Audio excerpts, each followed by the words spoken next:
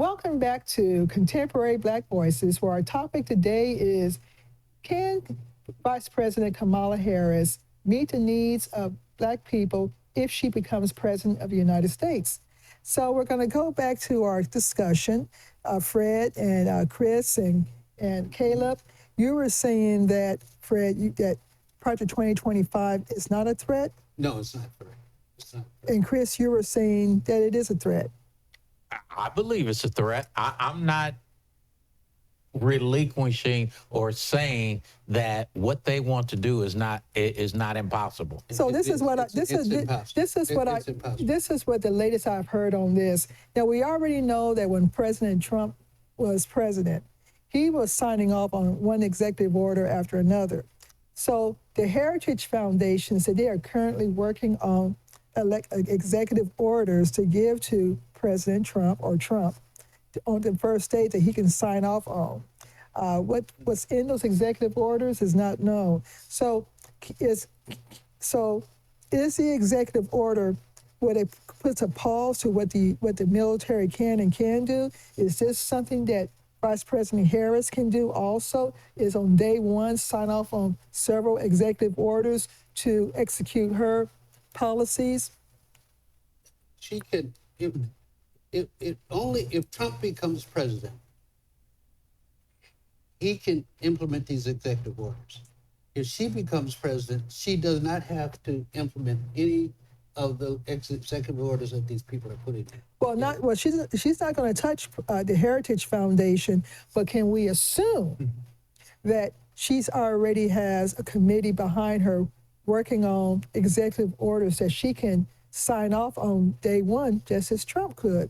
Right. I think every president, every president comes in and pretty much does that. The first few days, they'll correct what they feel that needs to be corrected. So, I mean, that's what every new administration they have. They come in and sign their own executive orders, you know what I mean? And kind of set the agenda, set the tone, right the ship until Congress gets up and running and they can put a lot of things into... Because one of the things she said in one of her speeches is she would sign the George Floyd bill. You got to get it passed. Yeah. That's the problem. You got to get it through Congress. But she's right. What do you mean? She'll sign it, but you got to get it first. But she got to get it. She got to get it first. So we got to go blue to get it passed. That's why we need a lot more concentration on the Congress. Right. I agree with you on that. The whole idea, the whole conversation bothers me. Not this one, but the one that's out there about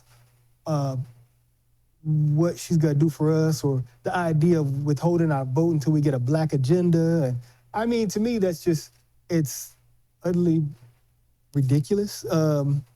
She's being elected as president of the entire United States of America.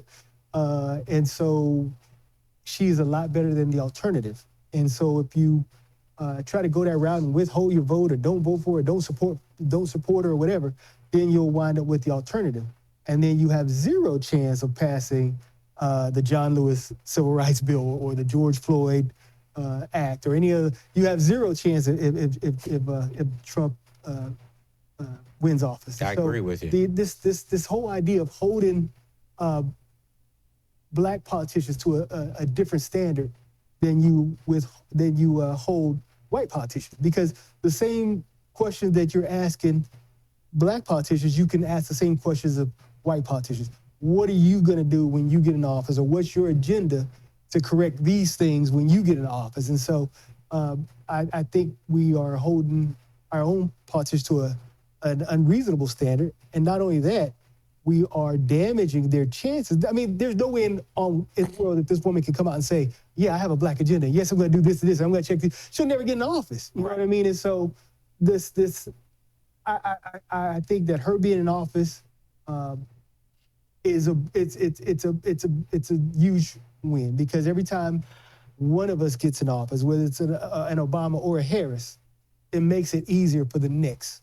And that I'm one who believes that imagery is important, and having kids, Black children, see that they're able to obtain that is important. So her being able to win that office, it's already an enormous victory for us and for our people. Are there any advantages? that kind of agenda has to be put on the congressional black, not on the president. Right. Because these are people who are elected within black communities, and so they can take those positions. And she can, because she's elected.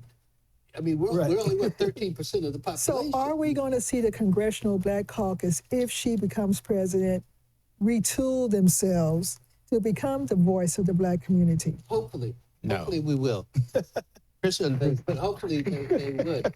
I don't think, if I look at this Congressional Black Caucus to the one that I had the privilege of working through Perrin Mitchell, totally different, totally different, you know. Perrin was a proud black man, and all his issues were built around helping Black America, and that was the Black Caucus back then. I don't know if it's the same today with this caucus, that is the group, that is the body that should take that agenda, and these people need to get off of her back and realize that, hey, she's not just the black president. Yeah. She's president of the whole country. Can I ask you a question, Fred? Yes, sir. What is the positive of us electing a Kamala Harris? I think Caleb hit it big. Imagery and hope. And my God, our young black girls are that desperate, so that they know they're more than just a body that can be abused. And that you know, I saw a picture of her hugging a little young black girl. Man, it made me feel good, because they know they can do. I think it's imagery is one of the most important things going forward, and we set the standard that when I was growing up, ages ago, we never even dreamt that we could become president at all. One of the things I like about her is this, and I have to agree with you, imaging is everything, is that how she presents herself. You know, hair, makeup, clothing.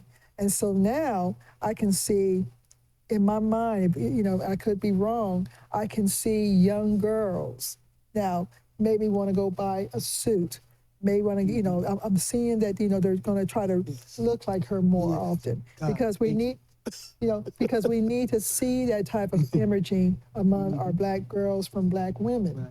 Yeah. The what are you Anti-twerking. and what I can't even remember the name of some of these little rap girls out there, but Glorilla and what's the other one that's real popular? Sexy Red and all. Sexy Red. Oh God, yes, please, the anti-sexy red. So that they please look to Kamala and Michelle and not to that trash. You know what I mean? And so imagery is very important. And I think Michelle is might be a stretch here, but I think she's just as important for imagery as Absolutely.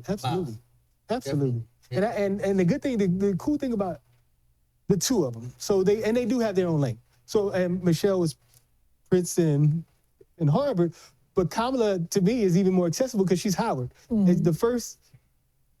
We had the opportunity to put the first HBCU grad in the White House. Well, I look at it a little differently. My point of making that is the majority of our race is not light skinned, okay?